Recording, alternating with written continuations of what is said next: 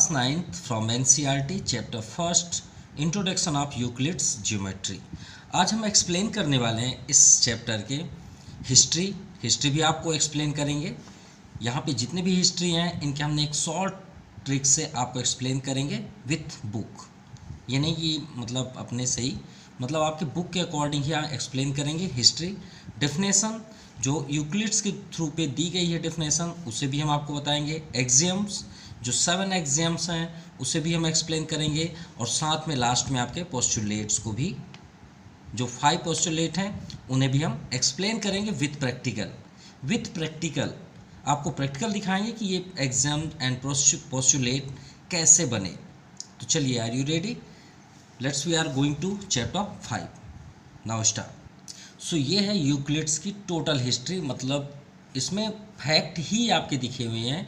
आपको फिर books explain करने की या बुक्स को देखने की कोई ज़रूरत नहीं पड़ेगी अगर आपने यहाँ से यहाँ तक रीड कर लिया। तो यही है उनकी हिस्ट्री, जो उन्होंने फैक्ट आपको आंसर गिवन किए। तो चलिए स्टार्ट करते हैं history. The word geometry means, geometry को अगर हम ब्रेक करें यानी 2 पार्ट्स में डिस्ट्रीब्यूट करें, जियो और मेट्री। जियो मतलब आप जैसे हम अर्थ में रहते हैं तो अर्थ ही बोल सकते हैं, या तो फिर आप इसे यूनिवर्स या मिल्की वे भी बोल सकते हैं। जियो मतलब ब्रह्मांड ही बोल सकते हैं। मेट्री मीन्स मेज़र, जब हम मेज़र करते हैं। अगर इसका देखिए यहाँ पे दिया है, come from the Greek words Jio means the earth. यहाँ पे अर्थ की बात है तो अर्थ मतलब जियो, या फिर आप उसे ब्रह्मांड ही बोल सकते हैं। क्या हम अर्थ के बाहर मेज़र नहीं करते हैं? यहाँ से हम जुपिटर करते हैं, सैटर्न करते हैं, सन का भी डिस्टेंस हम जानते हैं, मून का भी जानते हैं, तो वो भी तो मेज़र ही है ना। एंड मेट्रियन मीन्स होता है मेज़र। जो आपका जियोमेट्रियन है उसे मतलब ग्रीक वर्ड में मैट्रियन बोलते हैं, मेट्री को। तो उसका मीन्स क्या होता है? मेज़र, जिसे हम मेज़र करें। So it's appears that the word geometry has organized from the need to measure land in ancient time। तो ये प्राचीन समय से ही चलते आ रही है कि किस तरह से हम मतलब उन सभी चीज़ों का मेज़र करें। ठीक है। People of many civilization developed geometry in various ways to sort out their practical problem. तो पहले के ज़माने में क्या होते थे कि जैसे हमें यहाँ से यहाँ तक लेंथ मेज़र करना था, मान लीजिए पेंसिल का ही मेज़र करना था, तो अप्रॉक्सीमेटली लेते थे, कुछ भी ले लेते थे। जैसे कि एग्जांपल में अगर हम एंशिएंट टाइम में चलें तो टाइम कैसे उन्होंने एक्सप्लेन करते थे। सो जैसे ही सनराइज़ होता है तो वो क्या समझ लेते हैं, जैसे मान लीजिए सन, अब जब वो अपने घर में रहते थे, झोपड़ी में रहते थे, हंट में रहते थे, उस समय क्या होता था, जब सन राइज होता था तो ये समझ लेते कि मतलब दिन का स्टार्टिंग हो गया, मतलब उनकी टाइम स्टार्ट हो गई। ठीक है। अब जब वो मान लीजिए उनकी झोपड़ी है, यहाँ रहते थे वो, अब यहाँ से जैसे ही सन राइज हुई तो उन्हें दिखने लग गया, पूरा हर जगह उंजेला हो गया, रोशनी आ गई। ठीक है। इनकी रेस चारों तरफ फैल गई। तो जब ये बाहर निकल जाते थे अपने शिकार करने के लिए, हंट के लिए, अपने खाने की व्यवस्था करने के लिए, या फिर कुछ भी ज़रूरत की सामाने के लिए, और जब सन उनके एकदम सेंट यहाँ पे आ जाती थी, हेड के ऊपर, यानी 90 डिग्री पे, तो ये समझ लेते थे कि आधा पहर हो चुका है। ये उनके ही वर्ड है, हमारी वर्ड नहीं है। बोलते हैं ना आधा पहर, आज का आधा पहर हो गया। आप ये वर्ड जनरली सुने भी होंगे। जब यहाँ पे आता, और जब यही सन यहाँ पे हो जाता है, और एक रेड कलर में, मतलब जहाँ पे सन जब रेड हो जाता है तो आल्सो यू नो दैट कि वहाँ पे सन नहीं होता। ये हमेशा याद रखिएगा। सन अगर रेड कलर का दिख जाए तो समझ जाइए सन वहाँ पे नहीं है, हम उनकी इमेज देख रहे हैं। ये इसके लिए आपको साइंस में लाइट रिफ्रैक्शन और रिफ्रैक्शन में ऑलरेडी पढ़ने को मिलेगा। ठीक है। वो हम उनकी इमेज देख रहे हैं। तो जब यहाँ पे सन आ जाता था तो वो अपनी जगह में, फिर अपने जगह या अपने घर में आके रह जाते। तो मतलब उनका टाइम का कैलकुलेशन कुछ इस तरह से होता था। तो श्योर है कि उस समय बहुत सारी प्रॉब्लम्स क्रिएट होती थी। तो ये प्रैक्टिकल प्रॉब्लम्स है। Geometry was being developed and applied everywhere in an unsystematic manner till the civilization like Greece. तो इन सभी चीज़ों का जो टाइम हो गया, मेज़र कैसे किया जाता था पहले का, जैसे वो घर बनाना है तो यहाँ पे मान लीजिए जैसे घर ही बनाते थे तो एक लकड़ी का खंभा ही एक यहाँ पे खड़ा करते थे, तो एक मेज़र करते थे पैर से। उस समय क्या यूज़ किया जाता था? फुट का यूज़ किया जाता था। तो 1 2 अपने पैर से ही मेज़र कर लेते थे कि 1 यहाँ आया, 2 यहाँ आया, 3 4, और उनको लगता था इतना ही बड़ा हमें घर बनाना है। तो ये 5 हुआ, फुट से ही कर लिए। फुट से इधर भी 1 2 3 4 5 यहाँ पे कर लिए एक होल, फिर 1 2 3 4 5 यहाँ पे होल कर लिए, और फिर चारों उनके अकॉर्डिंग जब मेज़र करते थे 1 2 3 4 5, तो उनको ये लग जाता था कि ये एग्जैक्ट है। लेकिन ये तो अप्रॉक्सीमेटली है ना, ये क्या है, अप्रॉक्सीमेटली, उसी को बोलते हैं एक्सियम्स। जब हम पढ़ते हैं एक्सियम्स, इस चैप्टर में पढ़ने वाले हैं, उसी को ही बोलते हैं जो हम मानते हैं, ठीक है, जो एज्यूम करना, वो इसी के अंतर्गत आता है। तो इन्हें चेंज करने के लिए the Greek developed geometry in very systematic manner for interested in establishing the truth of statement. तो इन्हीं को एक्सप्लेन करने के लिए उन्होंने एक स्टेटमेंट यहाँ पे दिए हुए हैं। Greek mathematician Thales and Pythagoras, और इनसे भी जो ग्रेट मैथमेटिशियन थे जिनका नाम आप जानते ही हैं, Thales theorem and Pythagoras theorem, also you know that, right angle triangle. अब ये जो थेल्स हैं, इन्होंने सिमिलरिटी का डेफिनेशन दिया। सिमिलरिटी मतलब जैसे कि हम एक ही पिक्चर्स को जैसे मान लीजिए एक ट्रायंगल है, सपोज हम ये भी आपको बताएंगे ट्रायंगल बना कैसे, ठीक है, एक ही पिक्चर्स को कैसे हम यहाँ से डिस्ट्रीब्यूट कर सकें, कि मतलब यहाँ से कैसे डिस्ट्रीब्यूट करें कि हमें दो ट्रायंगल्स यहाँ से सेम रेशियो पे मिल जाए, ठीक है। तो उसके लिए हमें पैरेलल कट करना पड़ेगा। तो ये थेल्स थ्योरम की हिस्ट्री थी, ठीक है। और दूसरी है जिसे कॉन्ग्रेंस बोलते हैं, हम इसके जस्ट आगे पढ़ने वाले हैं, कि अगर दो आपके पास कोई भी ऑब्जेक्ट है और दोनों सेम है, तो इसे हम क्या बोलते हैं, कॉन्ग्रेंस बोल सकते हैं, या सिमिलरिटी भी बोल सकते हैं, क्योंकि congruence can be similarity but similarity not can be congruence. मतलब सिमिलरिटी, जो कॉन्ग्रेंस होता है वो सिमिलरिटी होगी और हो भी सकती है, हो सकती है नहीं, होगी, और लेकिन सिमिलर, ये ज़रूरी नहीं है कि सिमिलर कॉन्ग्रेंस हो, ये बात याद रखिएगा। तो इन्हें प्रूव करने के लिए थेल्स के बहुत सारे थ्योरम्स हैं, जिसे हम कॉन्ग्रेंस या सिमिलरिटी जानते हैं। कॉन्ग्रेंस आप ऑलरेडी 9th क्लास में पढ़ने वाले हैं, और 10th क्लास में आप सिमिलर पढ़ने वाले हैं। और पाइथागोरस की बात करें तो पाइथागोरस ने तो बहुत, मतलब बोलते हैं कि मैथ की हिस्ट्री में एक तरह से मैथ की दुनिया को ही बदल दिया है। जो हम इस दुनिया में, इस वर्ल्ड में जितने भी बिल्डिंग्स बनाते हैं, वो सब पाइथागोरस की ही देन है। 90 डिग्री का ड्रा करना, ठीक है, सीढ़ी का बनना, लैडर का बनना, जैसे कि आप कितने डिग्री में बनाना चाहते हैं, जो हमारे कंस्ट्रक्टर लोग होते हैं, घर बनाते हैं, जो भी है वो सब पाइथागोरस की थ्योरी से ही घर बनते हैं, ये बात याद रखिएगा। तो मेज़रमेंट की दुनिया में पहला मतलब बोलते हैं ब्लास्ट करने वाले पाइथागोरस ही थे। चलिए आगे देखते हैं। Contributes a lot of geometry, देखिए वही बात हम बोल रहे हैं कि उन्होंने बहुत सारे जियोमेट्री के हमें फार्मूले दिए हुए हैं।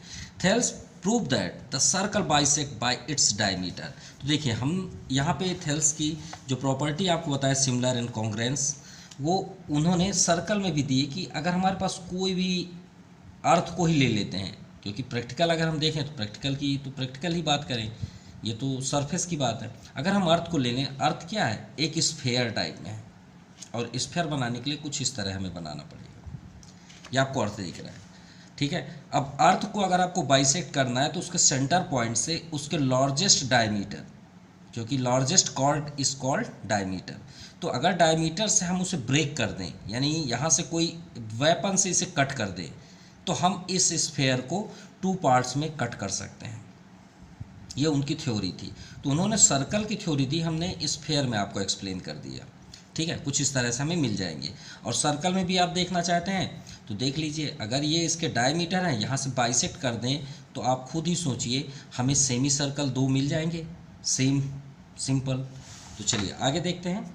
तो इनकी ये थ्योरी थी, it's diameter, and Pythagoras developed the theory of geometry to a great extent. इन्होंने बहुत सारी थ्योरी दी हुई हैं, जो कुछ हमने एक्सप्लेन किया, जैसे ट्रिग्नोमेट्री, ठीक है, स्लोप, और पाइथागोरस में आप तो पाइथागोरस थ्योरम तो ऑलरेडी जानते हैं, हाइपोटेनस परपेंडियन बेस। चलिए आगे चलते हैं। Euclid's a teacher of mathematics Alexandria in Egypt, Egypt से बिलोंग करते थे, और अलेक्जेंड्रिया में वो मैथ्स के टीचर थे। इजिप्ट कहाँ है, जहाँ पिरामिड है। आप अपनी बुक में देखिएगा चैप्टर 5 में, जहाँ इंट्रोडक्शन ऑफ यूक्लिड्स ज्योमेट्री है, इंट्रोडक्शन के नीचे एक पिक्चर्स बना हुआ है ऐसे, ठीक है, 3D शेप में। कैसे बना हुआ है, ऐसे, ऐसे देखे होंगे ऐसे करके। ये इजिप्ट का ही पिक्चर है। कहाँ का पिक्चर है? इजिप्ट का। इजिप्ट में, और याद रखिएगा इजिप्ट में ही बहुत सारा जो आप ममी मूवी देखते हैं जहाँ मतलब वो सब वहीं के हैं, ठीक है। और वहीं आपका मिस्र आप नाम सुने होंगे, बहुत मतलब वहाँ पे भूत पिशाच का सबसे ज़्यादा मतलब एरिया बोल सकते हैं आप, वो जगह मिस्र जहाँ से बिलोंग करते हैं, ठीक है। It's a very difficult horror place बोल सकते हैं, सीधे सीधे बहुत डेंजरस प्लेस है Egypt. Collect all the known words of geometry till 300 before Christ, यानी 300 बिफोर क्राइस्ट में ही हमारे यूक्लिड्स जो ग्रीक मैथमेटिशियन थे, उन्होंने 23 बुक्स को लॉन्च किए थे जो उनके सेलेक्ट हुए थे। These books help the whole मतलब ब्रह्मांड, मतलब अर्थ आप ले सकते हैं, जैसे बार बार ब्रह्मांड बोल रहे हैं तो ब्रह्मांड क्या हो गया? पूरा मतलब बोल सकते हैं एरिया, है ना। और अर्थ की बात करें तो भी हमारे लिए तो एक ब्रह्मांड ही है। Whole world to understand geometry in systematic manner, तो उन्होंने ये कैलकुलेशन किया। अब बताइए आज हम पढ़ रहे हैं तो हम तो ये बताइए कि मान लीजिए एक हम पिक्चर ले लेते हैं, ये पिक्चर है हमारे पास, ठीक है। ये इट्स कॉल्ड स्क्वायर, ठीक है। स्क्वायर को आप हम बोलें ये कितना लेंथ है, तो आप क्या करेंगे? स्केल ले लेंगे और फटाक से इसे मेज़र कर लेंगे, सर 2.4 सेंटीमीटर। तो आज की जनरेशन में ये मॉड्यूलेशन ज़माना है ना, हमारे पास सब कुछ है, स्केल है और कुछ हमारे पास इंस्ट्रूमेंट भी आ गए हैं जिससे हम इसे मेज़र कर सकते हैं। लेकिन अगर हम थोड़ी देर के लिए सोचें कि अगर हमें 300 बिफोर क्राइस्ट में पहुंचा दिया जाए तो क्या हमारे माइंड में क्या चलेगा उस समय? बताइए, क्या हमारे पास ये होगा? नेवर। अरे हम तो ये भी नहीं जान पाएंगे कि इसे मिलीमीटर बोलते हैं। तो सोचिए उस ज़माने में उन्होंने इस बुक को, मैथ्स के बुक को 23 बुक्स राइट किए थे। कितनी बड़ी बात है, सोचिए, थोड़ा सोच के देखिए। वन था एडोमिन की बात नहीं है, एडी की बात नहीं, बिफोर क्राइस्ट। इस ज़माने में तो I think Mahavir Swami 583 before Christ में उनका जन्म हुआ था। गौतम बुद्ध के भी उसी समय ही जन्म हुए थे, अप्रॉक्सीमेटली 100 बिफोर क्राइस्ट पहले थे, ठीक है। जहाँ तक हम समझ रहे हैं, आप भी आप सर्च करके देख सकते हैं। तो सोचिए उस ज़माने में उन्होंने ये सभी बातें की थी जो आज हम, हमारे आज की जनरेशन के बच्चे नहीं पढ़ पा रहे हैं। कितनी बड़ी बात है, कितनी अच्छी अच्छी बातें उस ज़माने में, सोचिए इतने पहले की बातें आज हम पढ़ रहे हैं।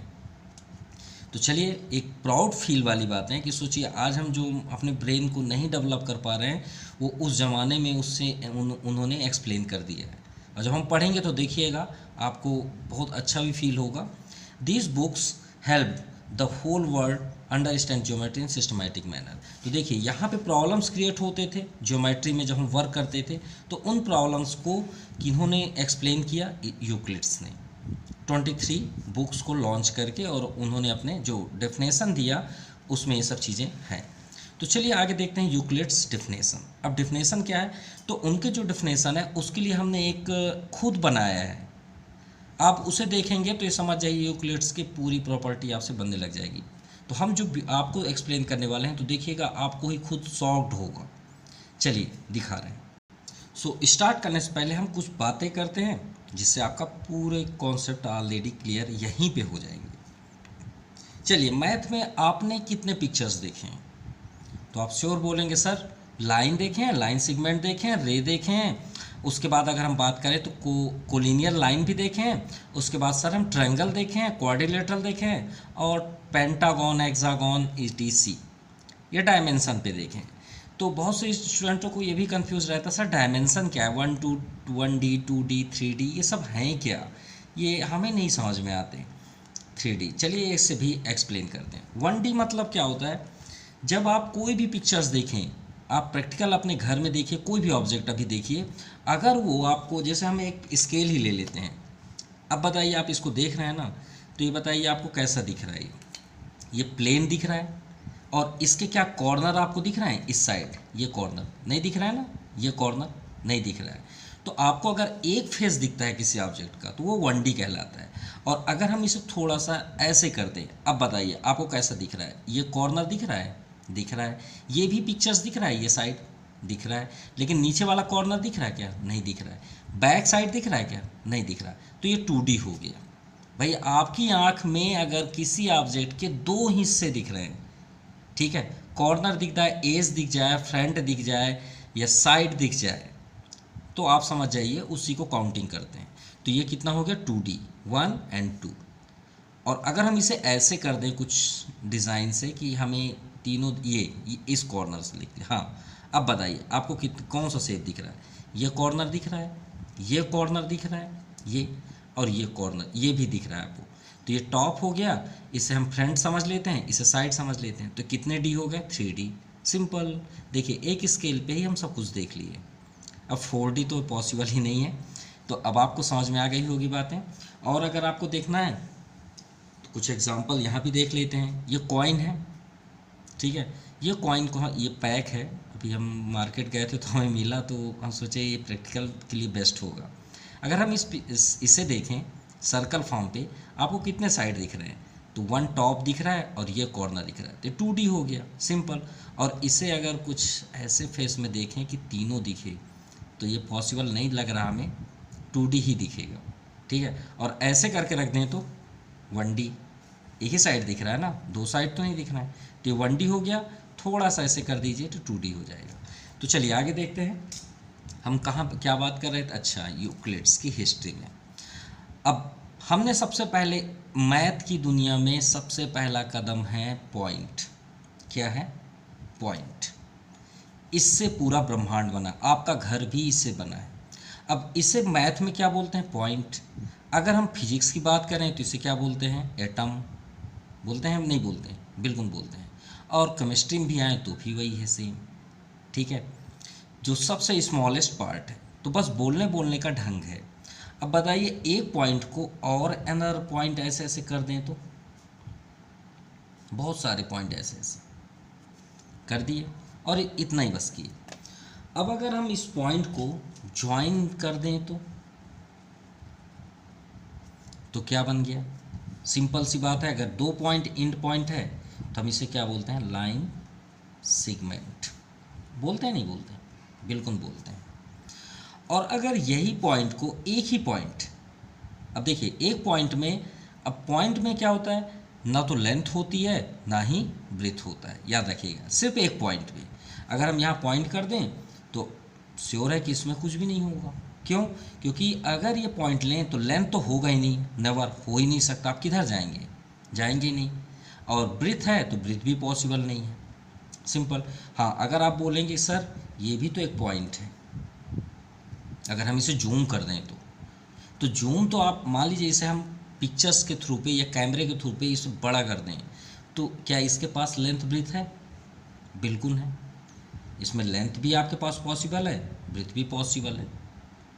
भाई इधर जाएंगे तो हमें लेंथ मिल जाएगा, ये ब्रेथ जो भी आप समझ लीजिए, ब्रेथ इधर भी है। लेकिन ये पॉइंट नहीं है, ये पॉइंट से बना हुआ एक स्फेयर है जो बड़ा हो गया, ठीक है। भाई इसमें तो बहुत सारे पॉइंट होंगे, उन्हीं पॉइंट से आपका स्फेयर बन गया। लेकिन सिंगल पॉइंट पे आपका कुछ भी चीज़ नहीं होता। हाँ, अगर हम बहुत सारे यहाँ पॉइंट और कर लें और ये पॉइंट को स्टॉप ही ना करें और यहाँ पे एक लाइन ऐसे ड्रा करें जिसका कोई लिमिट ही ना हो कि ये कहाँ जा रही है, कोई स्टॉपेज ना हो, तो एरो के थ्रू पे आप इसे शो कर सकते हैं। एरो का मतलब होता है अभी और आगे जाएगी, जिसका कोई लिमिट है ही नहीं। इधर भी हम जाएं तो एरो है, मतलब ये अभी और आगे जाएगी, लेकिन देखिए इसमें फिक्स्ड है, इसलिए इसे लाइन सेगमेंट बोलते हैं। जिसका कोई फिक्स्ड ना हो, no end point both side is called line, उसे क्या बोलते हैं? लाइन। तो ये सब कुछ किससे बना हुआ है? एक पॉइंट से। अब जैसे छोटे बच्चे हमसे क्लास क्वेश्चन करते हैं ना, भैया ये क्या है, तो आप क्या बोलते हैं? पेन है। क्या करते हैं इससे? तो बोलेंगे लिखते हैं। किस में लिखते हैं? तो वो आप क्या बोलते हो? कॉपी में। कॉपी में? कौन सी कॉपी में लिखते हैं? आप कॉपी दिखा, क्यों लिखते हैं? तो जैसे वो बहुत सारे क्वेश्चन करते हैं ना स्मॉल किड्स, वैसे ही आप भी यहाँ बहुत सारे क्वेश्चन कर सकते हैं। कैसे? एक पॉइंट है, सर ज़रूरी है मैं उधर ही लाइन पॉइंट लगाऊँ? ये तो ज़रूरी नहीं है ना। मैं अगर इधर इधर कर दूँ तो ऐसे ऐसे ऐसे ऐसे, बिल्कुल आप जो भी बोलें। तो ये क्या सरफेस नहीं, कोई शेप नहीं बनेगा? बिल्कुल, सभी को ऐड करके देखिए, अगर ना बने तो फिर आप बताइएगा। ये देखिए ये, हम जबकि सेट करके नहीं बनाए हैं, हम अपने से ही ज्वाइन किए हैं। ये देखिए, अब आप इसके साइड काउंट कर लीजिए, 1 2 3 4 5 6। तो अभी तो हम इसका नाम नहीं बताएंगे, हेक्सागोन है, लेकिन अभी हम उसके बारे में बात नहीं करेंगे। तो अगर पॉइंट है, एक ही साइड है, तो इसे हम क्या बोलते हैं? Collinear point. क्या बोलते हैं? कोलिनियर पॉइंट या कोलिनियर लाइन आप बोल सकते हैं।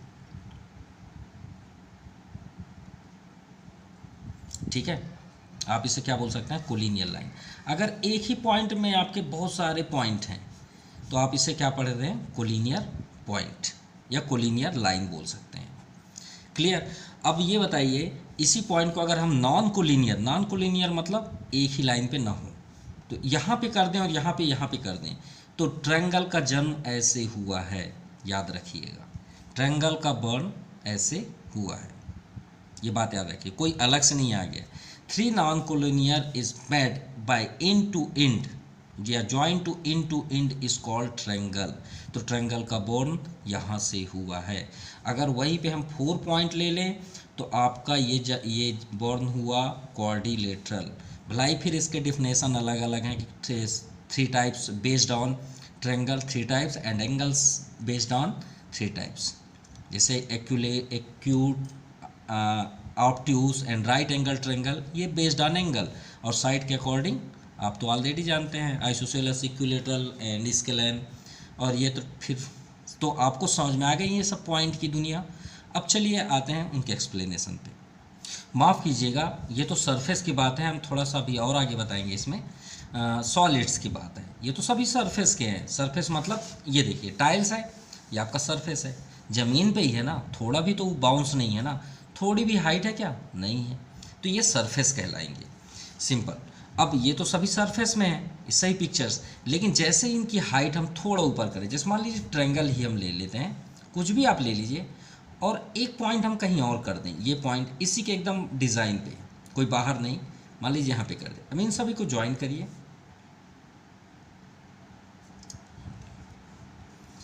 पॉइंट यहाँ पे कर लें क्या? थोड़ा सा हम खुद ही थोड़ा सा कंफ्यूज हो गए हैं। ये हो गया, हम पिरामिड बना रहे थे, आई थिंक। चलिए इसको छोड़ते हैं। मान लीजिए रेक्टेंगल ले लें और ये पॉइंट, भाई यहाँ पे ये हमने पॉइंट किया, यहाँ पॉइंट किए, यहाँ पे किए, यहाँ पे किए, यहाँ पे, तो ये क्या बन गया? आपका क्यूबॉइड। सिंपल, मतलब हमें तो सिर्फ एक्सप्लेन करना था। तो ये आपका सरफेस नहीं है। अब इसे आप देखें, सरफेस में बना हुआ है, तो इसे हम क्या बोल सकते हैं? फ्रंट। ये क्या बोलेंगे? फ्रंट। ये ऊपर का हिस्सा क्या हो गया? टॉप। और ये कॉर्नर क्या हो गया? साइड। तो आप इसे देखिए, तीनों साइड से देख पा रहे हैं, तो इसे 3D आप बोल सकते हैं। तो ये आपका हुआ सॉलिड। तो चलिए, ये पूरा अब तो एक्सप्लेनेशन कंप्लीट हुआ। अब आते हैं उनके डेफिनेशन पे। Euclid's definition. Euclid has show 3 step to reach from solid to point. देखिए यहाँ पे 3 स्टेप दिए हैं कहाँ तक पहुँचने के लिए? सॉलिड तक। कहाँ से? पॉइंट्स। तो देखिए अभी हमने एक्सप्लेन किया ना आपको कि एक पॉइंट से हम कहाँ पहुँच सकते हैं? सॉलिड तक पहुँच गए। तो कैसे पहुँचे हैं? पॉइंट से हमने सबसे पहले क्या बनाया? लाइंस। लाइन से हमने क्या बनाया? ट्रायंगल बनाया। ट्रायंगल क्वाड्रिलेटर बनाया, पेंटागन, हेक्सागन, ऑक्टा, एक्टा, हेक्सा, नोने, डेका, जो भी आपको गॉन बनाना है बना सकते हैं। तो सरफेस होगा, और सरफेस से हम क्या बनाए? क्यूबॉइड। तो देखिए 3 स्टेप यहाँ पे उन्होंने clear. In step who lose 1 dimension. ये सभी क्या हैं जो हमने फर्स्ट किया? 1 डायमेंशन। सॉलिड है 3 डायमेंशन, और यहाँ तक पहुँचते तक में कितने पहुँच गया? 3 डायमेंशन, जिसके बारे में हमने आपको ऑलरेडी एक्सप्लेन किया 3D, ठीक है, जो क्यूबॉइड था। सरफेस हैज 2 डायमेंशन, और सरफेस में कितने डायमेंशन होते हैं? 2 डायमेंशन। 2 डायमेंशन मतलब जैसे हम यहाँ पे क्वाड्रिलेटर ले लीजिए, भाई रेक्टेंगल ले लीजिए, या भी हमने अभी टाइल्स आपको दिखाया जिसमें लेंथ और ब्रेथ ही होंगे। सिंपल। तो ये आपका क्या हो गया? 2D। और आगे देखते हैं। और 1 डायमेंशन तो एक पॉइंट है, पॉइंट में कोई भी डायमेंशन नहीं होता, क्योंकि इसमें ना लेंथ होती है ना ब्रेथ होती है। तो फर्स्ट हम अब आते हैं डेफिनेशन, जो उनके 7 डेफिनेशन है। First number point. पॉइंट क्या होता है? A point is that which have no part. भाई पॉइंट के पास कोई भी भाग नहीं होता। भाग मतलब ना साइड होता है ना कुछ भी नहीं होता, नेवर, नो पार्ट। उसके पास कोई पार्ट होता ही नहीं है। तो हमने एक्सप्लेन भी कर दिया। आते हैं लाइन। अब ये बताइए लाइन में ब्रीथ नहीं होता, लाइन में ब्रीथ नहीं होता, ब्रीथ कैसे? अब उसे भी एक्सप्लेन कर देते हैं, यहीं पे है, कोई बाहर नहीं है। ये पॉइंट है, नो लेंथ नो ब्रेथ, ये भी पॉइंट है, नो लेंथ नो ब्रेथ, ये भी पॉइंट है, no length no breadth, point point point, clear. अब ये इसे हम ज्वाइन कर दें तो ये हमें क्या फाइंड हुआ? लेंथ, ब्रेथ तो नहीं हुआ ना। अगर हम इसके एकदम करीब कर दें, ये मान लीजिए पॉइंट, ये भी पॉइंट, ये भी पॉइंट, एक पॉइंट एकदम उसके पास एकदम एकदम टच कर दें, एकदम टच टच। अब इसको ज्वाइन करेंगे तो हमें सिर्फ लेंथ दिख रहा है, ब्रीथ तो नहीं दिख रही ना भाई। ब्रीथ होती तो इधर होती ऐसे, तो सिर्फ हमारे पास लेंथ है ना कि ब्रीथ। चलिए थर्ड नंबर देखते हैं, स्ट्रेट लाइन। अब स्ट्रेट लाइन क्या होती है? एक सीधी रेखा। A straight line is a line which lie evenly with the point on itself. एक स्ट्रेट लाइन है जिसके पास केवल खुद की ही पॉइंट होती है, कोई अलग से नहीं होती। जैसे ये देखिए, ये लाइन है, इसमें अब खुद की ही पॉइंट है ना, कोई अनदर पॉइंट तो नहीं है ना। ये नहीं कि आपने यहाँ से यहाँ तक लाइन ड्रा किया एक स्ट्रेट लाइन, अब बोलें कि सर ये इसकी पॉइंट है, क्या ऐसा हो सकता है? नहीं हो सकता भाई, इसके अंदर ही होगी ना, इस लाइन के अंदर तो खुद की ये पॉइंट होगी, सिंपल। तो ये उनके डिफिनेशन थे थर्ड नंबर।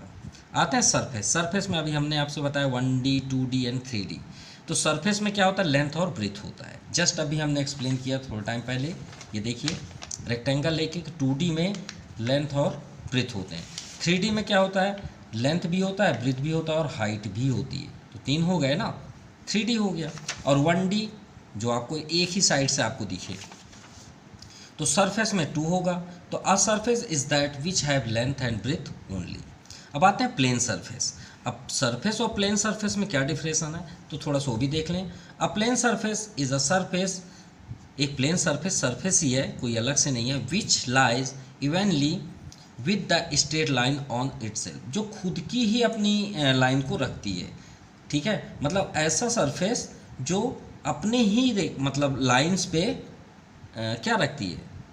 पॉइंट्स को इंडिकेट रखती है, कोई अलग से नहीं रखती, उसे हम क्या बोलते हैं? प्लेन सरफेस बोलते हैं। चलिए अब देखते हैं, बहुत से स्टूडेंट्स इसमें कंफ्यूज रहते हैं कि सर एक्सियम क्या है, थ्योरम क्या है, पोस्टुलेट क्या है।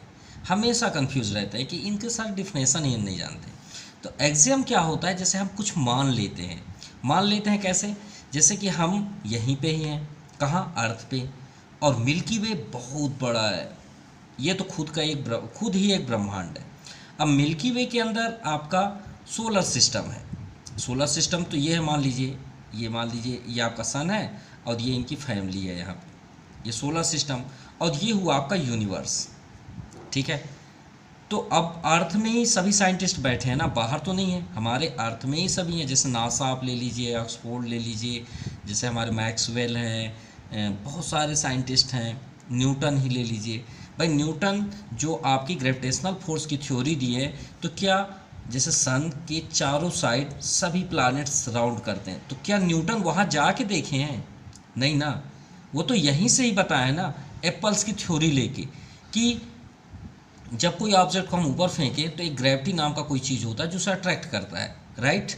लेकिन अगर दो ऑब्जेक्ट एक दूसरे के अट्रैक्शन से, दोनों में क्या लगता है? Newton's third law of motion लगता है, और ये एक दूसरे को ग्रेविटी से बंध के इसके अकॉर्डिंग, सेंट्रीपेटिकल फोर्स के अकॉर्डिंग ये राउंड करते हैं, तो इसे हम क्या बोलते हैं? Gravitational universe law of gravitation. तो ये बताइए, यूनिवर्स लॉ जो दिया गया है, क्या वहाँ जाके देख के बताए हैं? नहीं ना, उसी को बोलते हैं एक्सियम्स, याद रखिएगा। देखिए, a mathematical statement which is assumed to be universally truth without proof is known as axiom. मतलब उनके पास प्रूफ नहीं है, सिर्फ बातों की थ्योरी है। जो बातों की थ्योरी होती है उसे हम एक्सियम्स बोलते हैं, याद रखिए, क्या बोलते हैं? Axioms. Proof is not required for an axioms, मतलब इनके लिए प्रूफ नहीं है ज़रूरी। Axioms are assumption which are not specified to geometry, मतलब इनके लिए हम सिर्फ मान सकते हैं जो हमारे ज्योमेट्री में राइट भी हैं, जिसे हम मान भी लेते हैं कि भाई, जैसे कोई बोल दिया ना कि ये यहाँ से यहाँ तक का 5 सेंटीमीटर, और सही में है, वो कोई बताया नहीं गया। जैसे हमारे साइंटिस्ट थे जिनका नाम था टॉलमी, याद रखिएगा टॉलमी हैं, उन्होंने कॉमेट्स की थ्योरी दी थी कि 63 ईयर्स से वो हमारे अर्थ में एक ऐसे इलिप्स की अकॉर्डिंग घूमेगा, और अगर आप जिंदा रहेंगे या हम भी रहेंगे तो 2063 में एक बार कॉमेट्स फिर से आएगा। तो भाई टॉलमी की ये थ्योरी थी ना, और वो 100% सक्सेस थी, तो उसे हम थ्योरम थोड़ी बोलेंगे, पोस्टुलेट नहीं बोलेंगे, एक्सियम बोलेंगे, क्योंकि उनकी थ्योरी 100% सही है और वो प्रूव किए भी। लेकिन हमने उसे माना और फिर हमने देखा तो प्रूफ हुआ, तो प्रूफ होने के बाद वो किस में आ जाएगा, आपके थ्योरी मतलब रियलिटी में आ जाएगा। चलिए थ्योरम तो ऑलरेडी आप जानते हैं, फिर भी देख सकते हैं। A mathematical statement whose truth has the been logically established known as theorem. जो थ्योरम सिद्ध किया जाता है उसे ही थ्योरम कहते हैं। जैसे हम बोल दिए कि ये है कॉमेट्स ऐसे घूम के आता, तो हम बोलिए दिखाओ, चलो दिखाओ, तो प्रूफ जो होता है वही थ्योरम कहलाते हैं। Postulate the assumption which are specific to geometry are known as postulate. ये भी आपका असम्पशन जो माना जाता है उसे ही किया जाता है। और एक्सियम मतलब होता है स्वयं सिद्ध होना, जो खुद में सिद्धता देता है। अब चलिए आते हैं इनके एक्सियम पे। चलिए अब यूक्लिड्स के हम एक्सियम्स की बात करते हैं, जो 7 एक्सियम्स हैं। तो फर्स्ट नंबर पे आते हैं, बुक्स के अकॉर्डिंग है, थिंग्स, जरा सोचिए, which are equal to the same things. अगर कोई वस्तु, ठीक है, अगर इक्वल है, मान लीजिए दो वस्तुएं हैं, दो ऑब्जेक्ट हैं, वो इक्वल हैं, तो are equal to one another.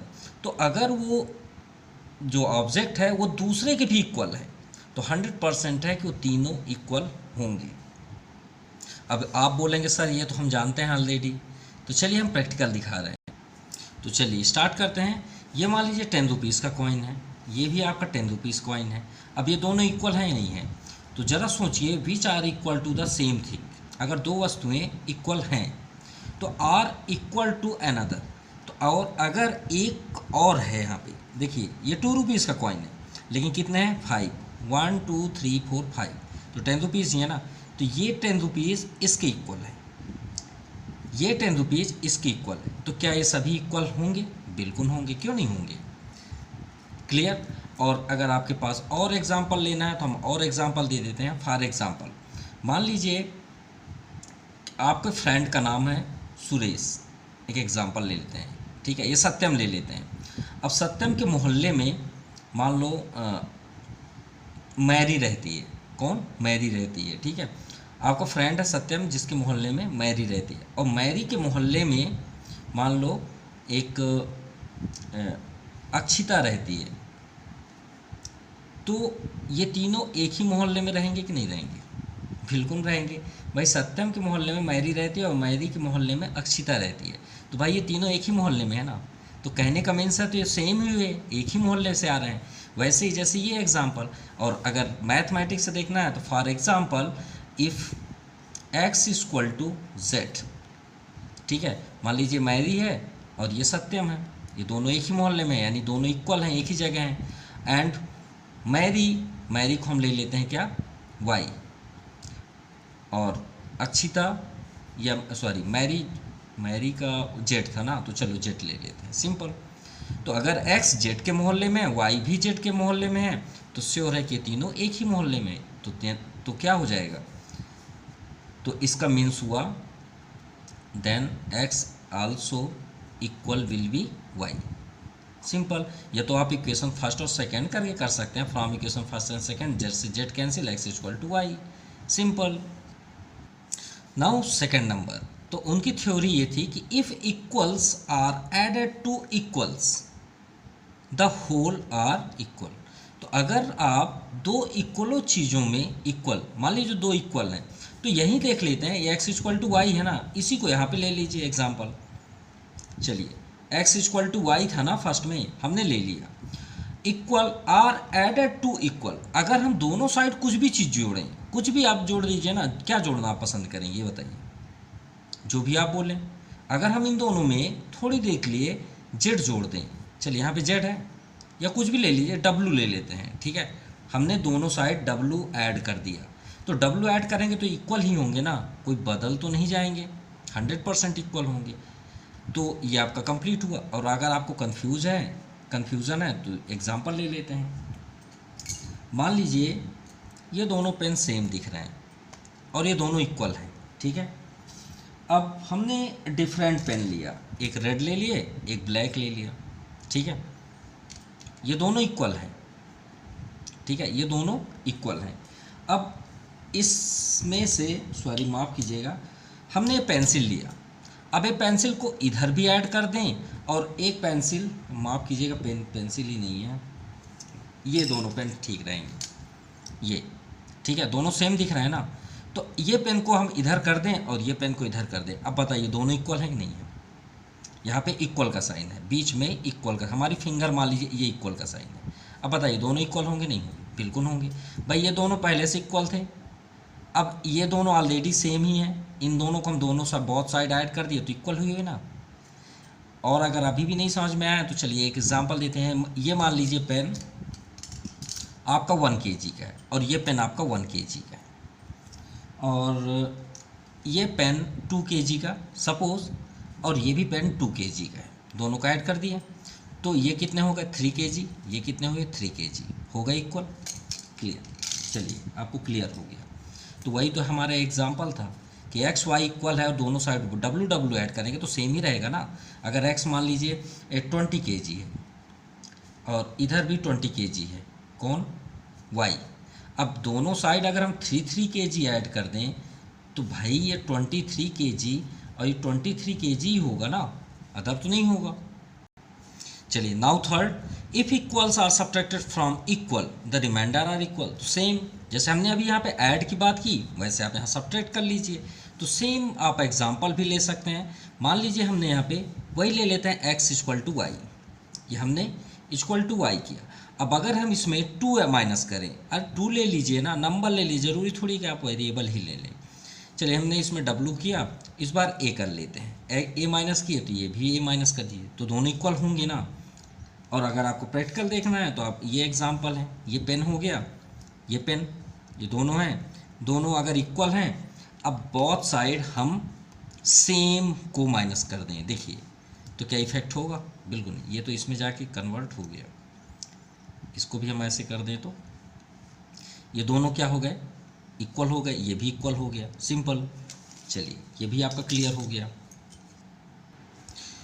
Now fourth things, जरा सोचें, विच कोइंसाइड मतलब एक ही जैसा, with one another are equal, तो श्योर है कि वो दूसरे के भी इक्वल होगा। ठीक है, अगर मतलब कोई भी चीज़ें एक जैसी है तो श्योर है कि one an other to equal another. तो भाई श्योर है कि अगर कोइंसाइड है, दो चीज़ें हैं और दोनों सेम हैं, जैसे एग्जांपल में ये पेन देखिए और ये पेन, ये दोनों सेम दिख रही हैं। अगर ये दोनों सेम है मतलब कोइंसाइड है, दोनों एक जैसे दिख रहे हैं, एकदम देखिए एक जैसे दिख रही हैं, कोइंसाइड मतलब एक जैसा।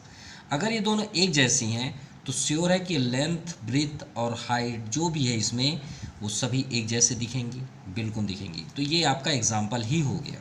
और अगर आपको लेना है तो पेन से ही हम एग्जाम्पल ले लेते हैं। मान लीजिए पहला पेन आपका PQ था और सेकंड पेन आपका RS था। क्लियर? अब ये दोनों इक्वल हैं तो इसका मीन्स क्या हुआ, तो यहाँ पे आप कर लीजिए लेट PQ एंड RS। तो हमारे पास पेन है और 2 लाइन सेगमेंट जो कि फिक्स्ड हैं, which coincide each other, then PQ equal to RS। तो ये आपका क्लियर हुआ। Now fifth number, the whole is greater than the part. Whole मतलब पूरा। मान लीजिए कोई ऑब्जेक्ट है, उसके कोई भी आप पार्ट को ओपन कर दें तो क्या उस ऑब्जेक्ट से बड़ा हो सकता है? नहीं। रुकिए एग्जांपल दिखा रहे हैं। ये मान लीजिए ये वाइट पेपर है जिसे हम मतलब पेस्ट करने के लिए है। तो ये देखिए एक ऑब्जेक्ट है, ठीक है। ये ऑब्जेक्ट से हम कोई भी पार्ट ओपन करते हैं, ये पार्ट ओपन किए, अरे आप कहीं से भी कर लीजिए ना, यहाँ से खोल लीजिए, यहाँ से खोल लीजिए, जितना भी खोलना है, क्या इसके टोटल लेंथ से वो बड़ा हो सकता है? नहीं हो सकता। कुछ भी आप ओवन, ये व्हील को आप बाहर निकाल लीजिए, ये व्हील को आप इसको तोड़ दीजिए यहाँ से, और तोड़ के भी आप देखेंगे तो क्या इसके लेंथ से बड़ा हो सकता है?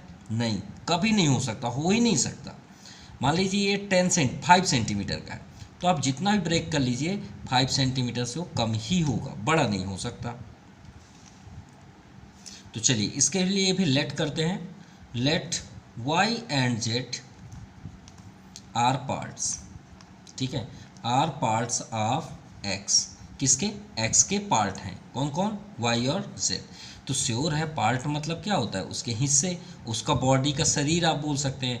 जैसे x का कितने पार्ट्स होते हैं, कितने होते हैं, रेस में बात करेंगे तो 1 होता है, कोफिशिएंट 1 होता है, अपॉन 1 लिख सकते हैं। तो आप इसके पार्ट्स को ऐड करके ही तो ये बना हुआ है। तो श्योर है कि अगर x का ये पार्ट है वाई जेड, हमने एक एग्जांपल लिया, मतलब वाई जेड से मिल के x बना हुआ है। जैसे हम बोले कि हमारी बॉडी किससे बनी हुई है? सेल से बनी हुई है। तो सेल सेल सेल सेल मिल के बने हैं ना बॉडी।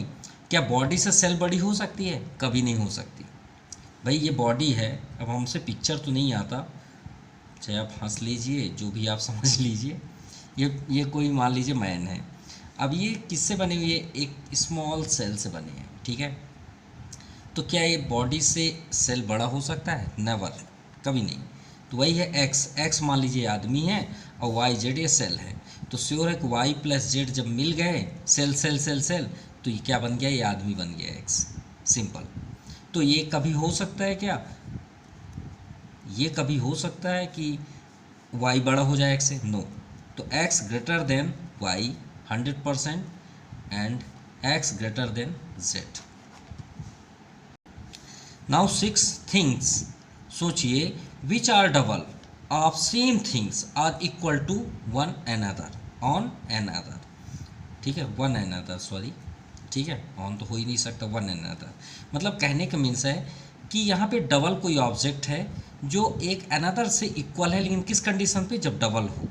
यानी हम यहाँ पे लेट करते हैं कि x जो है, मान लीजिए एक एग्जांपल कि x से आपका 2z बड़ा है। अब देखिए z जो है वो डबल है ना, डबल है कि नहीं है? बिल्कुल डबल है।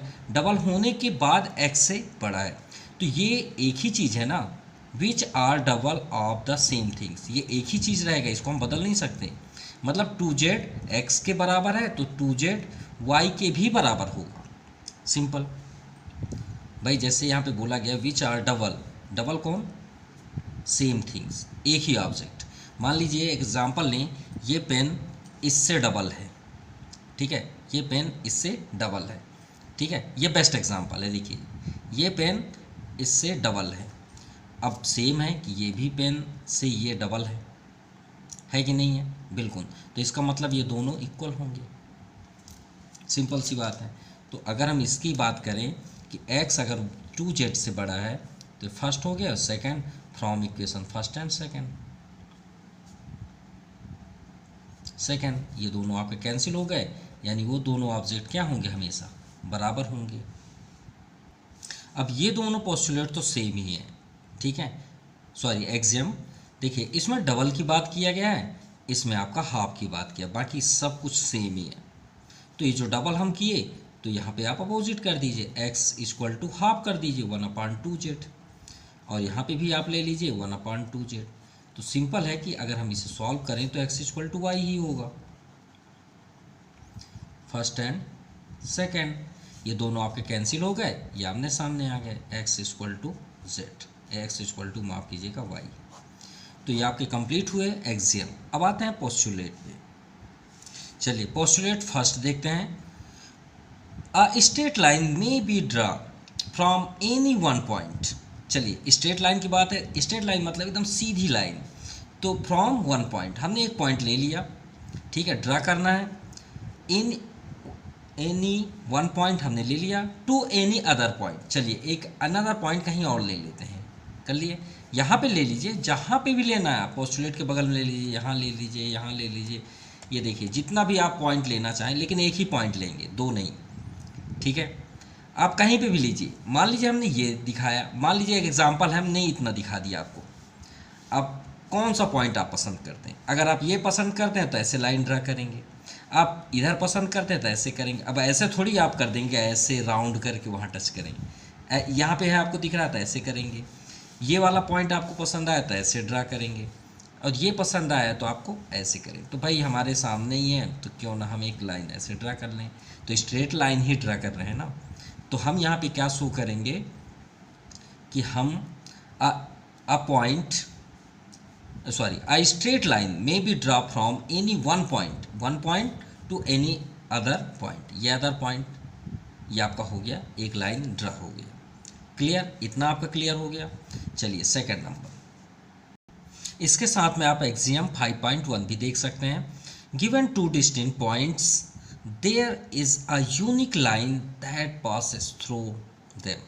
तो देखिए आपके पास टू यहाँ पे पॉइंट्स हैं जो ठीक है, दो अलग अलग डिस्टिंक्ट मतलब होता है डिफरेंट टाइप्स के, ये दो पॉइंट्स हैं। अब श्योर है कि ये दो पॉइंट्स को अगर हम ऐड करेंगे तो केवल कितनी लाइन जाएगी, एक ही जाएगी, जिसे हम बोलते हैं यूनिक लाइन। यूनिक मतलब उसके अलावा कोई लाइन नहीं जा सकती। और ये जो आपको बाहर दिख रही हैं इन्फिनाइट टाइप से, वो एक पॉइंट से जा रही हैं। क्लियर, तो चलिए इसे भी एक्सप्लेन कर देते हैं। देखिए एक पॉइंट है, इसमें हम जितनी लाइन चाहें पास थ्रू कर सकते हैं, जितनी भी इन्फिनाइट लाइन ड्रा कर सकते हैं। ठीक है, तो आप क्या बोल सकते हैं, अ पॉइंट्स है pass through two infinitive lines. एक पॉइंट से इन्फिनाइट लाइंस पास हम कर सकते हैं। ठीक है, ये क्लियर हुआ। लेकिन इसी में आपको ऐसे पिक्चर दिया होगा, आपकी बुक में ऐसे ऐसे दिया है, और फिर एक लाइन यहाँ से ड्रा है। तो हमें सिर्फ फोकस इनको नहीं करना है जो इन्फिनिटिव लाइन यहाँ पे दिख रहे हैं बाहर, ठीक है, रे भी दिख रहे हैं, इनको नहीं फोकस करना है, हमें सिर्फ इसे पॉइंट को फोकस करना है। अगर हम एक आपको पॉइंट दे दें और एक अनदर पॉइंट दे दें, अब बताइए इसमें कितनी लाइन ड्रा कर सकते हैं। तो आप एक ही कर सकते हैं ना, दो थोड़ी कर सकते हैं। अब करके दिखाइए। नेवर, ऐसे थोड़ी कर देंगे, ये लाइन थोड़ी हो गई, तो कर्व हो गया, फिर तो डिज़ाइन कुछ और बन जाएगी। ये तो फिर मैग्नेटिक इफेक्ट, आप इलेक्ट्रिक करंट दिखने लग गया, अरे स्फेयर दिखने लग गया, अरे रिफ्लेक्शन दिखने लग गया, अरे सोलेनाइड दिखने लग गया। फिर बातें करेंगे तो बहुत सारे, ये तो फिर वाटरमेलन भी दिखने लग गया।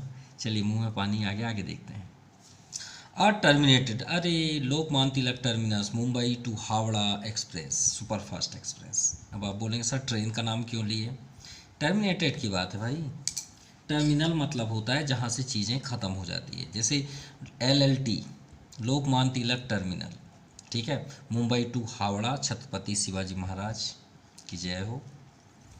साथ में तो ट्रेन अगर नागपुर से मुंबई जा रही है और मुंबई साइड जा रही है, मुंबई ही जाती है, तो जाती है मतलब जा रही है सपोज़, तो मुंबई के हर एक स्टेशन में टर्मिनल नाम होगा। टर्मिनल क्यों, क्योंकि जहाँ पे ट्रेन की स्केल ख़त्म हो जाती है उसे टर्मिनल बोलते हैं। टर्मिनल का मतलब ये होता है ख़त्म हो जाना, समाप्त हो जाना। अगर हम एक लाइन यहाँ पे ड्रा करें और यहाँ पे एक पॉइंट लगा दें तो ये टर्मिनल हो गया। हम जानते हैं इसे लाइन सेगमेंट बोलते हैं, लेकिन ये पॉइंट लग गया मतलब ख़त्म हो गया, तो हम इसे टर्मिनल लाइन भी बोल सकते हैं। याद रखिए क्या बोल सकते हैं, टर्मिनल लाइन। तो अगर हम दो पॉइंट यहाँ पे ड्रा किए तो ये टर्मिनल हो गया भाई, मतलब अभी तो नहीं है ना, तो इसे हम टर्मिनल बोलेंगे, ख़त्म हो गया। अब मुंबई में जाके ट्रेन की स्केल ख़त्म हो गई तो इसका मतलब ये थोड़ी कि हम अब उसके आगे स्केल नहीं जोड़ सकते। मान लीजिए अंडरग्राउंड हम फॉरेन ले जाएं स्केल तो अलग बात है, लेकिन अभी तो खत्म है ना, जैसे यहाँ देखिए खत्म है। तो क्वेश्चन यहाँ पे क्या है, second number postulate, a terminated line can be produce infinitely one inside either inside to form a line. तो हम किसी भी साइड से उसके लास्ट पॉइंट से इन्फिनाइटली लाइन प्रोड्यूस कर सकते हैं। आप इधर भी आप चाहें तो इन्फिनेटिव लाइन प्रोड्यूस कर सकते हैं, और एरो बना दीजिए। तो ये मतलब इस पोस्टुलेट का कहने का मीन्स हुआ कि एक टर्मिनेटेड लाइन को हम इन्फिनाइट लाइन तक ड्रा कर सकते हैं। देखिए कैन बी प्रोड्यूस इन्फिनाइटली, हम इसे प्रोड्यूस कर सकते हैं, इसका नाम दे लीजिए P&Q, सिंपल। क्लियर। तो सेकेंड पोस्टुलेट का मतलब है कि एक लाइन सेगमेंट के एंड पॉइंट से हम लाइन प्रोड्यूस कर सकते हैं बोथ साइड्स। ये लिखा है a terminated line can be produced, can be produce, भाई प्रोड्यूस कर सकते हैं कहाँ तक, इन्फिनाइटली कहाँ तक, ऑन आइदर साइड, दोनों side, to from a line, from a line. Now third number, a circle can be draw with any centre and any radius. हम सर्कल ड्रा कर सकते हैं, कोई भी सेंटर, कहीं भी सेंटर लेके, कहीं भी रेडियस लेके हम ड्रा कर सकते हैं। भाई हमें रोकने वाला कौन है, किसी की हिम्मत है कोई रोक दे, कोई हिलाना डुलाना नहीं पीछे से, ओह सॉरी। तो ये आपका प्रोटेक्टर हुआ, राउंडर, सॉरी। ये हमने पॉइंट लिया, अब यहाँ लिए, हमारी मर्जी, यहाँ नहीं लेते, यहाँ ले लें, यहाँ ले लें, वहाँ ले लें, यहाँ ले लें, भाई आज़ाद हैं, फ्रीडम है, फ्रीडम्स राइट्स भी है। तो और इसका रेडियस जितना भी ये चाहे आप फैला लीजिए, इतना बड़ा बना लीजिए, आप फ्री हैं भाई, कोई नहीं रोक सकता। आप भाई कॉन्स्टिट्यूशन आपको मिला है, राइट्स मिले हैं, तो आप बना लीजिए जो चाहें आप। हमको खुद पता नहीं है हम कितना रेडियस लिए हैं, कोई बात नहीं, सर्कल तो बना रहे हैं। कैमरे के कारण थोड़ा सा डिस्टर्ब हुआ, ये बन गया, चलिए अच्छा ही बना। अब पेन से ही कर लेते हैं, ये आपका सेंटर हुआ, हमने मान लीजिए रेडियस पता नहीं कितना लिया, चलिए चेक भी कर लें कितना लिए, तो चलिए देख भी लेते हैं कितना रेडियस है। भाई हमने लिया 2.4, ठीक है, तो हमने यहाँ पे लिया 2.4, भाई फ्रीडम है, ले लिए रेडियस, और पॉइंट ओ ले लिए, भाई आज़ाद हैं, सिंपल। तो रेडियस पॉइंट ओ और ये पॉइंट हमने ले लिया ए, सिंपल, क्लियर, आपको समझ में आ गई। यहाँ पे हम अभी कॉमेडी कर रहे थे, बात कर रहे थे, कॉमेडी के अकॉर्डिंग समझा रहे थे। कहने का मीन्स है कि आप कहीं भी पॉइंट ले सकते, कितना भी रेडियस लेके हम एक सर्कल ड्रा कर सकते हैं, हम उसके लिए फ्रीडम है। Now fourth number, all right angles are equal to one another. ये सरफेस है, अरे भाई मेरी बिल्डिंग है, मेरा घर है, ये देख मेरा घर, अरे वो उसका घर है, क्या बोलते हैं, सुरेश का घर है, ठीक है, अरे ये छोटा वाला घर तो मेरे दोस्त उसका है, अंकुश का, अरे ये वाला जो घर है वो आई थिंक साक्षी का घर है, अरे ये वाला घर तो सुखबीर का घर है।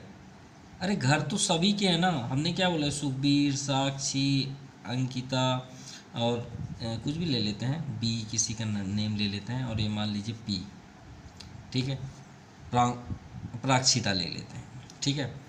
तो घर है ना, किसी का घर ऐसे तो नहीं है sir, this is my home, टेढ़ा घर है क्या, सभी के घर 90 डिग्री है ना।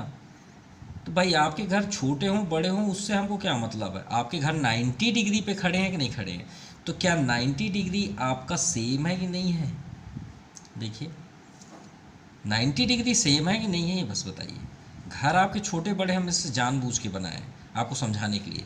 All right angles are equal, right angle जो 90 डिग्री स्टैंड होती है वो ऑलवेज टाइम भी इक्वल, भाई 90 डिग्री तो 90 degree to another, one another, अगर ये 90 डिग्री है ये भी 90 डिग्री है तो इन दोनों के एंगल्स इक्वल होंगे, simple.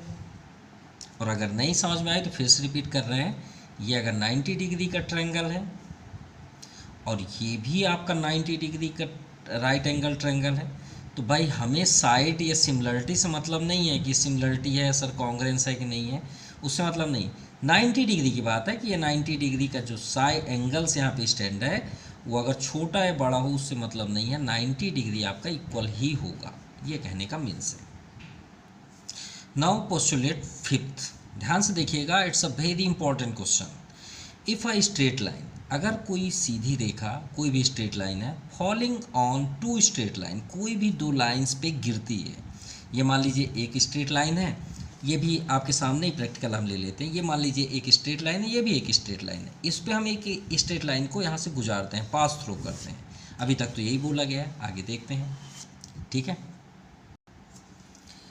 Make the interior angles, तो श्योर है उसके अंदर एंगल बनेंगे, जैसे हमारे अल्टरनेट इंटीरियर एंगल बनते हैं, कोरोस्पोंडिंग एंगल्स तो बाहर बाहर बनते हैं, सॉरी माफ़ कीजिएगा, इंटीरियर को इंटीरियर की बात है, अंदर की बात है।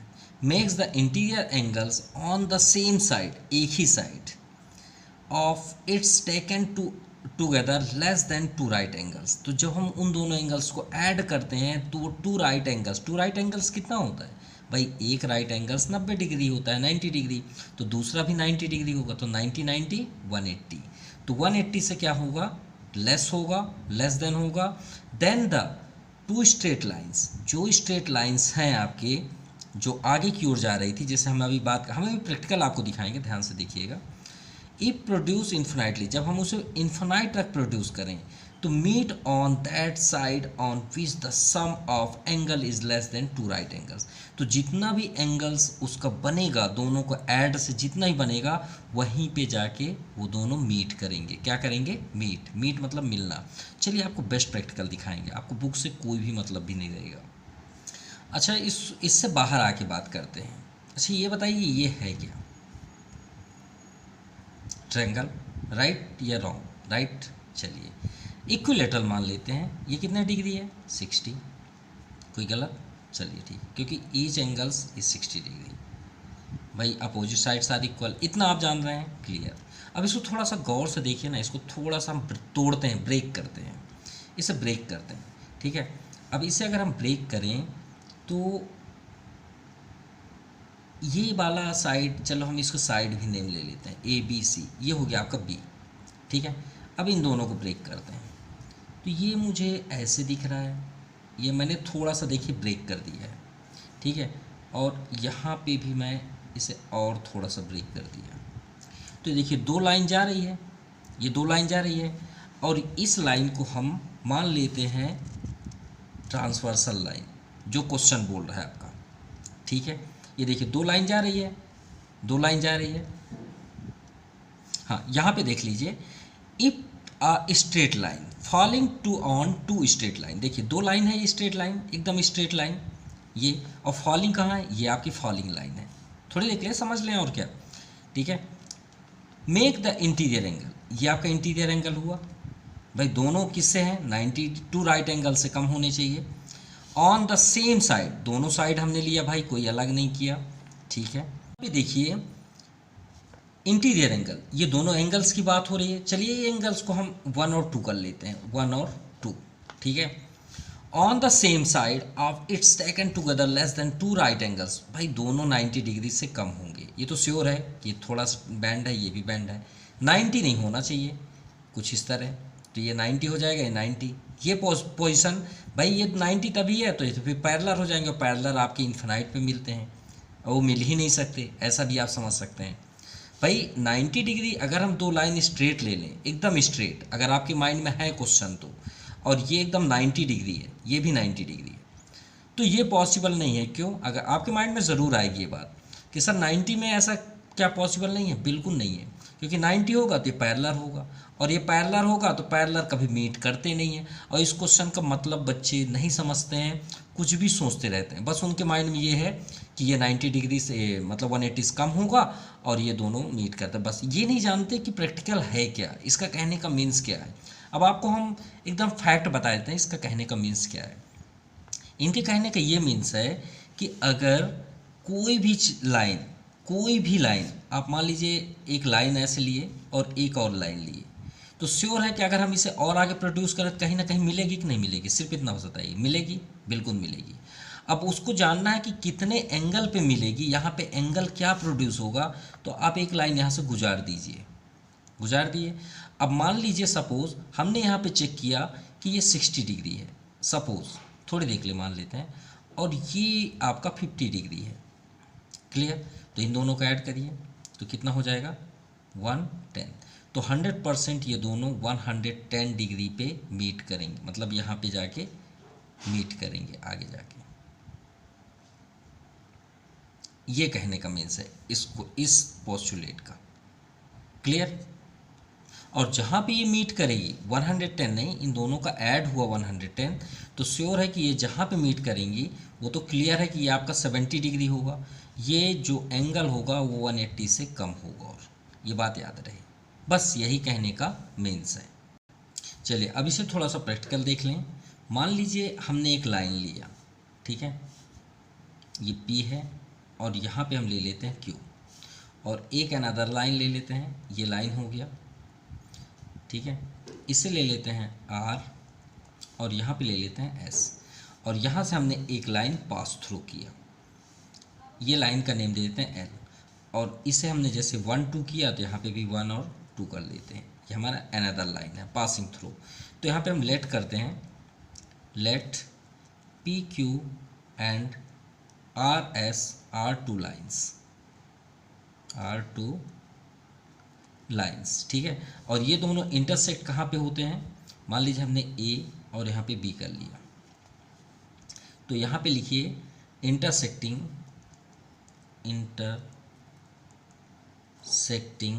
8 पॉइंट्स ए एंड बी, ठीक है, ऑन लाइन एल अगर आप करना चाहते हैं तो, ठीक है, ऑन लाइन एल लाइन पर वो इंटरसेक्ट करते हैं। तो अगर हम इंटीरियर एंगल की बात करें तो in which interior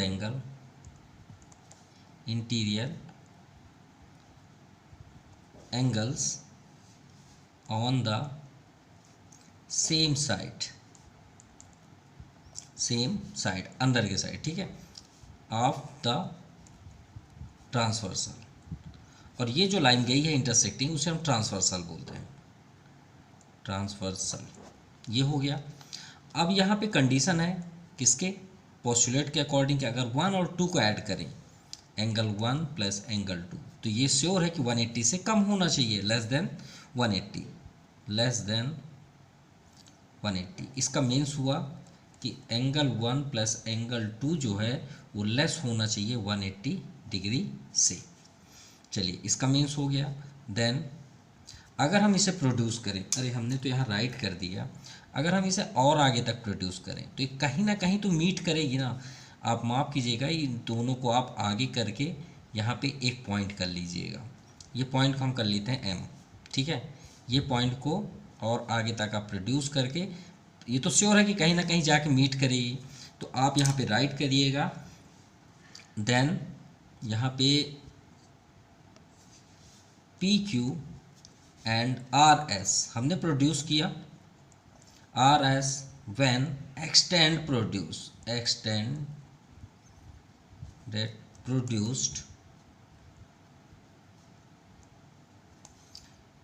produced the angle 1 and angle 2 will be, कहाँ पे ये मीट करते हैं, will be intersected कहाँ पे, 8 पॉइंट M, जैसा कि हमने यहाँ पे एक फिगर पे आपको दिया है। और यहाँ भी जो एंगल बनेगा वो भी 180 से कम होगा, and angle M is less than 180 degree. यहाँ पे आप लिख सकते हैं लेस देन 180 डिग्री। तो आपका पोस्टुलेट फिफ्थ भी कंप्लीट हुआ। तो इस एक्सरसाइज, इस चैप्टर के जितने भी पोस्टुलेट और एक्सियम्स थे उसे हमने एक्सप्लेन कर दिया है। तो प्लीज़ आपको वीडियो कैसा लगा प्लीज़ ज़रूर कमेंट करिएगा। So thank you, have a nice day.